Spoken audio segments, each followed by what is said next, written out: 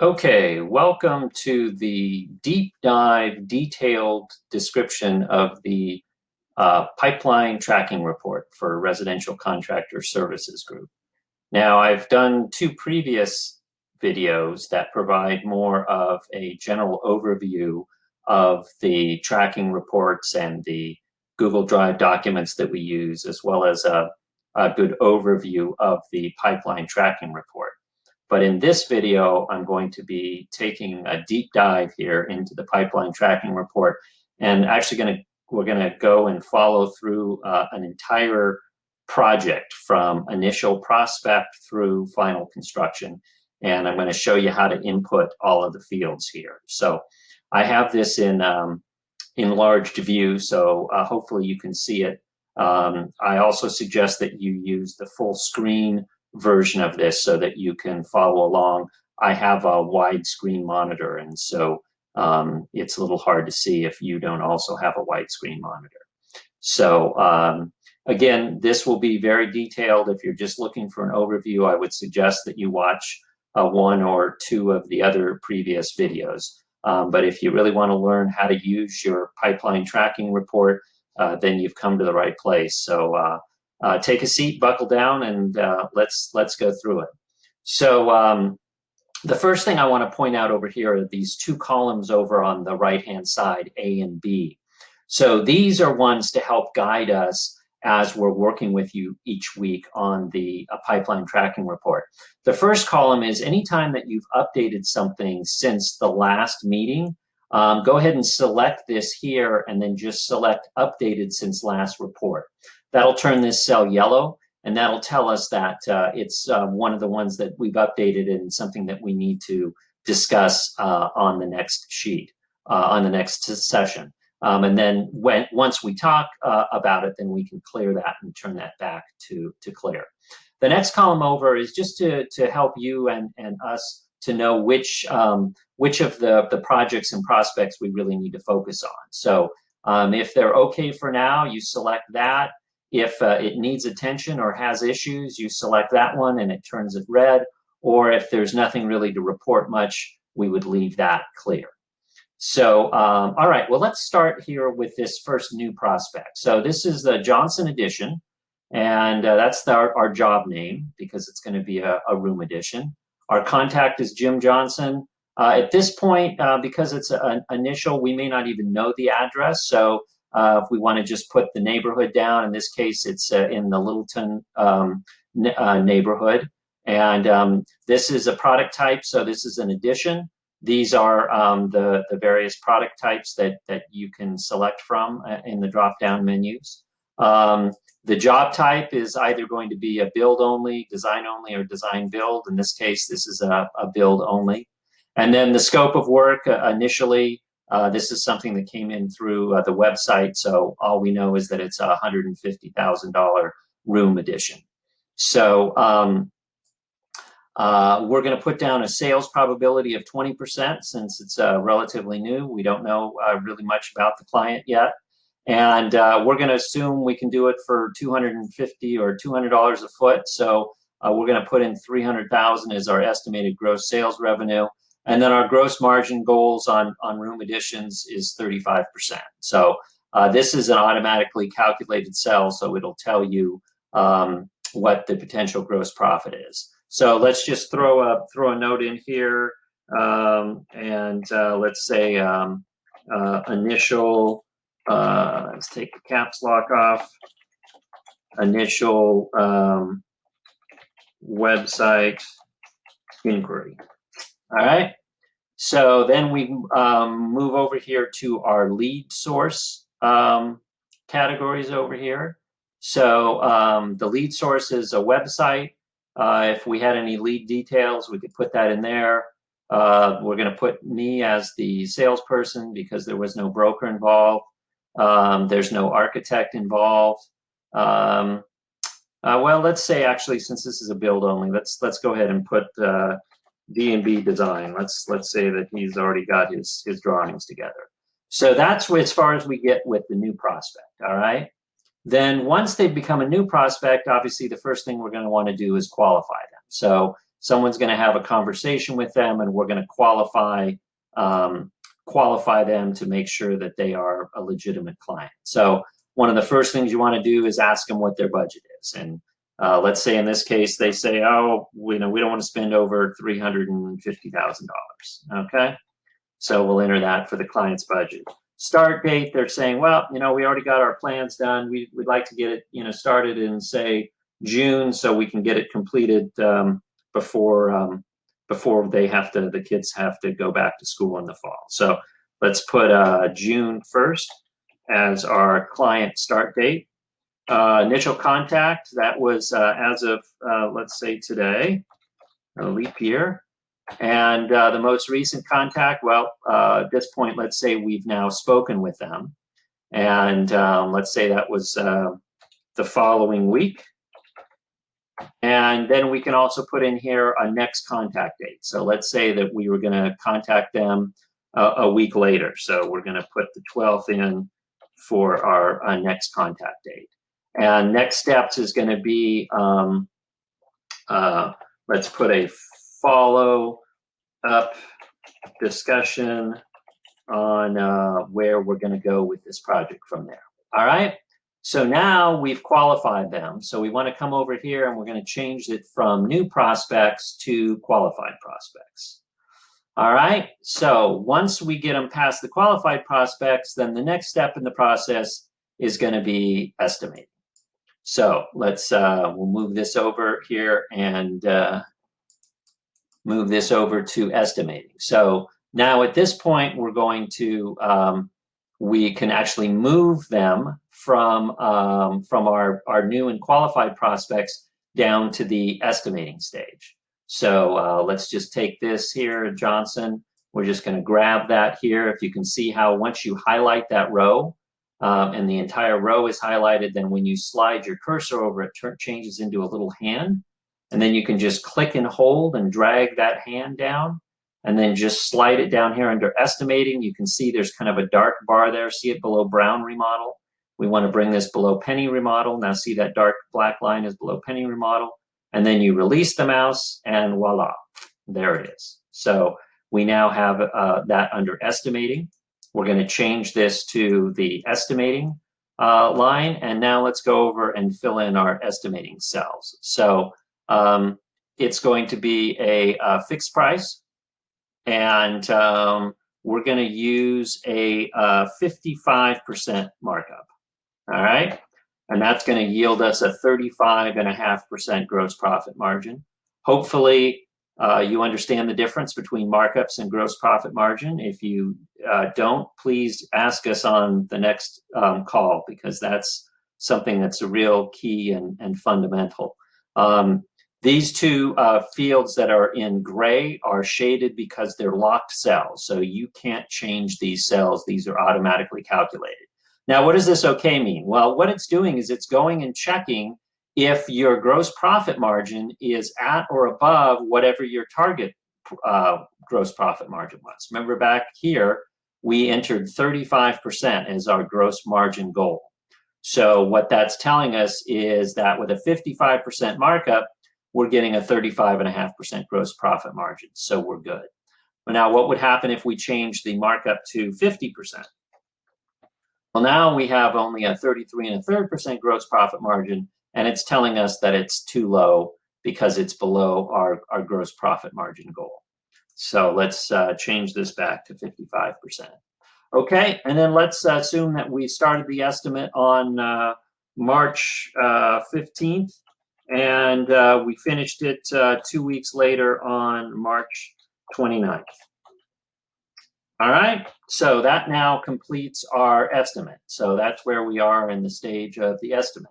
Now let's, after we get the estimate done, then we want to move it down into the proposal stage. So once again, we come over here to line 14. You click and highlight that line, and then the cursor will change to the hand. Take the hand, you drag it down here.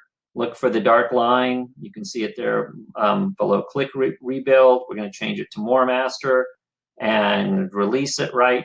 Boom, there. So now we're going to change estimating into proposal.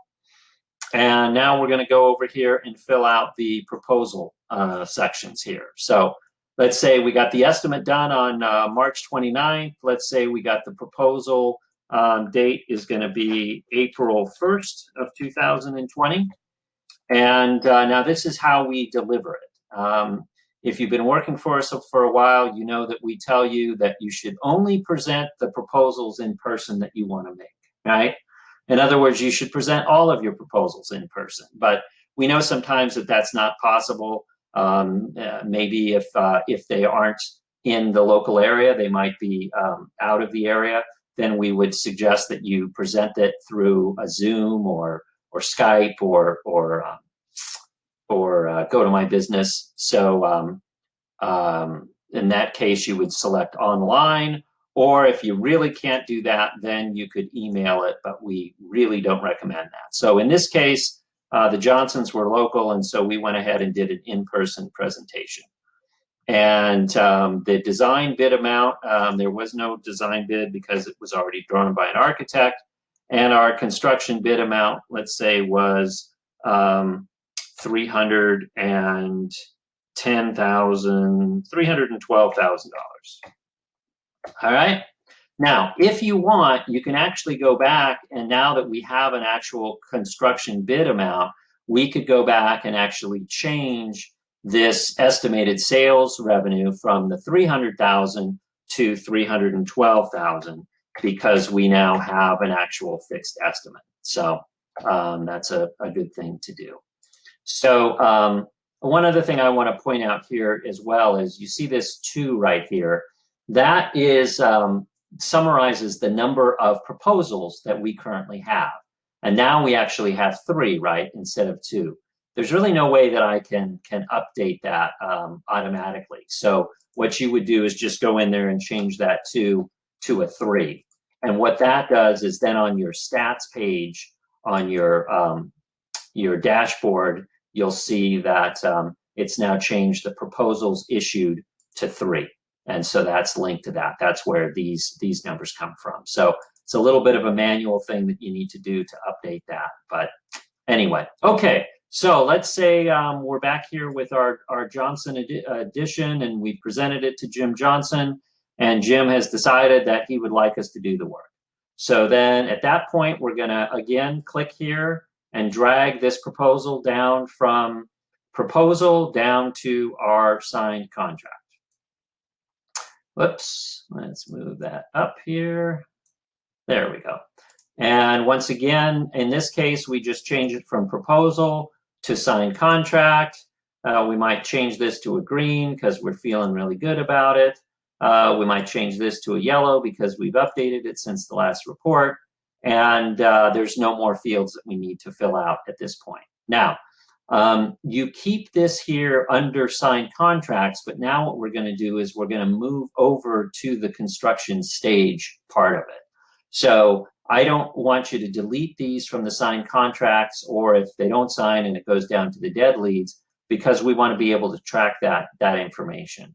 And we can ultimately delete it once we've captured it for that month, but we don't want to delete it until after we've captured those statistics on the dashboard for the month.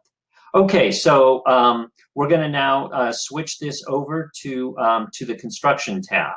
So what you do here is you come over here and you actually copy these first 6 cells here under a Johnson edition, and we're just going to copy those and then come over here into construction.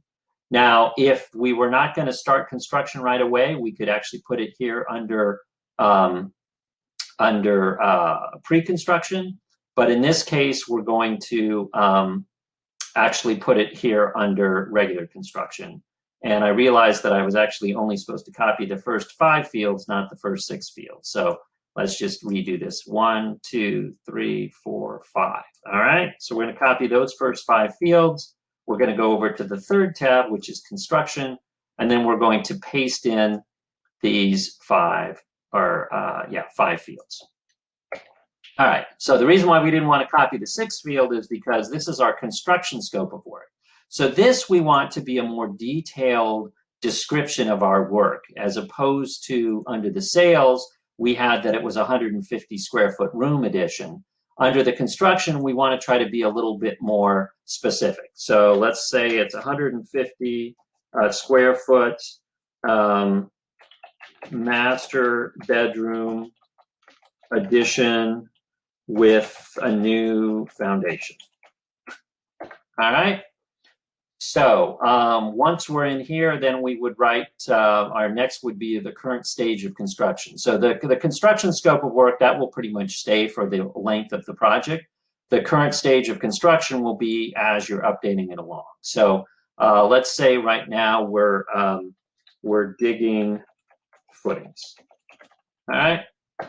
And then we want to keep in mind what we had as far as what kind of proposal this was. In this case, this was a fixed price proposal, and our construction contract amount was $312,000, and our gross margin was 35%, right? Let's just go back to make sure that was correct. Let's see. We had 35.5%, right? Yep, 35.5%. And 312,000. So let's go back over here. We're going to do 35.5%. It's going to round it to 36, but it'll calculate it based on the 35.5%. Okay, now this is the next part here is we're going to show what we've billed today. So let's just say that we got 5% down. So let's say we got $15,000 as our down payment. So that's what we've got here under the bill today. Now, the spreadsheet will automatically calculate what the remaining to be billed is, and also what the remaining gross profit is to be billed. This number is a good number for us to be able to see what we have in the pipeline, but this number, the $105,000, that's the actual cash that this project is going to generate that we can apply towards our costs and overheads, and that's where this information comes in this area here.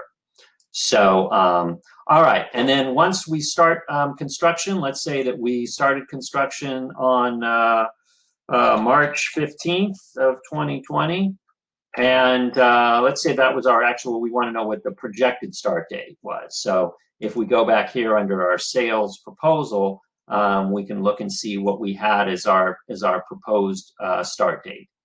And then would say our actual start date was also March 15th of 2020. Actually, no, let's say we said we wanted to start it in June, didn't we? So let's say we June 1st, 2020 was our actual start date, and our projected start date was as well. All right, and let's say that we're going to be 12 weeks for this construction, and our actual duration, we are currently, let's say, 1 week into the process. So we're expecting our projected completion date is going to be, let's see, September 1st. And then the actual completion date we'll have once we go into that. And then this is where you would enter any current notes and follow-ups that you have. Let's just put 2/29/20. Let's say footings, dug, ready for rebar. All right. So that's your construction tab. Now, once it's in the construction tab, this is pretty much where you'll keep it here. You'll be updating the current stage of construction as we're moving along here. And then you'll also be updating the bill to date amounts. So those are really the two, and then also the where we are, the construction duration actual, where we are in the construction. So those three columns that you would do until the construction project is done. All right, so that's pretty much how that works. If you have a design stage, it's the same concept here behind the design part of it as well. And then the stats, pretty much it will calculate the stats based on the formulas. And then what we do is at the end of the month, and I can take care of this for you on our end of the month calls, we'll just copy and paste this information, the values, into this column, and then move over with the transfer the formulas over to the next month and the column over there. And then we didn't really talk about the last tab, but this is where you track all of your architects, designers, and realtors, and the information that you have in regards to any meetings that you have with them. All right, so hopefully this wasn't too boring and you now have a better understanding of how to use this pipeline report. Again, this is such a powerful tool. David, Paul, and I just have seen this with so many of our clients that the ones that we are using a pipeline and constantly reviewing it and updating it on each of our coaching calls are the ones that we've seen the most significant growth, the ones that have a really nice, steady, stable pipeline of projects and that are constantly and consistently growing in sales revenue year over year. So that's it. If you have any questions, please jot them down and we can talk about them at our next coaching call. Thank you for watching.